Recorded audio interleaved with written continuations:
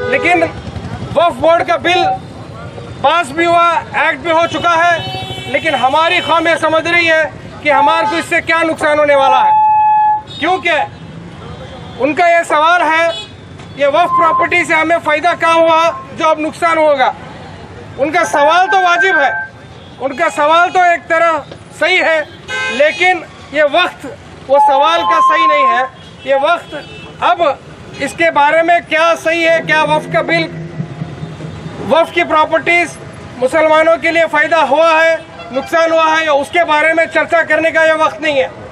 सवाल, इस सवाल का जो जवाब है ये हम इंशाअल्लाह इसके ऊपर बाद में बात करेंगे। अब ये वक्फ प्रॉपर्टी के ऊपर ही सवाल है, इसके बारे में हमें किस तरह से वक्फ प्रॉपर्टीज़ को तहफ़्फ़ुज़ करना है उसके बारे में हमें डिस्कस करना है। बहुत सारे लोग समझते हैं कि वक्फ प्रॉपर्टी से हमें कुछ फ़ायदा है ही नहीं, गरीबों को क्या फ़ायदा हुआ है, इसके बचाने के लिए हम क्यों ज़मीन पे आना है। लेकिन आप लोगों को मालूम होना चाहिए, खाली वक्फ प्रॉपर्टीज़ कमर्शियल प्रॉपर्टीज़ को नहीं बोलते। हर मोहल्ले में जो जुमा मस्जिद है, हर शहर में जो ईदगाहें हैं, हर शहर में जो ख़बरस्तान है, वो सब वक्फ प्रॉपर्टी में आते हैं। और तकरीबन 50% से ज़्यादा वक्फ प्रॉपर्टीज़ वो वक्फ बाय यूज़र है, जिसके पास प्रॉपर्टी के डॉक्यूमेंट्स नहीं है। वो सब चीज़ें, हमारी जो जामिया मस्जिदें हैं, हमारे जो ईदगाहें हैं, हमारे जो ख़बरस्तान है, उन सब के ऊपर इनकी बुरी निगाह है, उसके लिए हमें लड़ना है। आज 4 लाख से ज़्यादा प्रॉपर्टीज़ वक्फ बाय यूज़र है। 200 साल 300 साल से ज़्यादा जो मस्जिदें बनी हैं, जो ख़बरस्तान है, जो ईदगाह है, आज उसके प्रॉपर्टी डॉक्यूमेंट्स हमारे पास नहीं है। उसको हम किस तरह से प्रूव करेंगे कि ये वक्फ की प्रॉपर्टी है?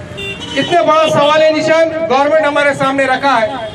इसकी ज़रूरत है, इसकी वजह से ज़रूरत है कि ये जो वक्फ एक्ट आया है उसको वापस लेना ही होगा, वरना हमारे जो जामिया मस्जिदें हैं, हमारे जो ख़बरस्तान है, हमारे जो ईदगाह है, इसके ऊपर इनकी बुरी निगाह है, उसको ये हाथ आना चाहते हैं। कई सारे एग्जाम्पल्स हमारे सामने हैं। आप रूरल साइड जाइए, कितने ऐसे ख़बरस्तान हैं जहाँ पर नॉन मुस्लिम्स भाई हमारे डोनेट करे हैं ख़बरस्तान के लिए। उसके ऊपर अब सवाली निशान है कि अब ये ख़बरस्तान का स्टेटस क्या होगा, कि वापस गवर्नमेंट लेगी, क्या वापस उनके जो बच्चे जो डोनेट करे क्या वापस उनके पास जाएगा। इस तरह से सैकड़ों ज़मीनें ऐसे हैं जिसके ऊपर सवाली निशान होने वाला है। और आने वाले दिनों में हिंदू मुसलमान का जो खाई बीजेपी RSS करके रखी है, इसको और ये खाई बढ़ने वाली है। तो आपका और मेरा काम यही है कि ये सवाल नहीं पूछना है कि वक्फ की प्रॉपर्टी से हमारा को क्या मिला है। आज वो जो सवाल पूछने का सही वक्त नहीं है।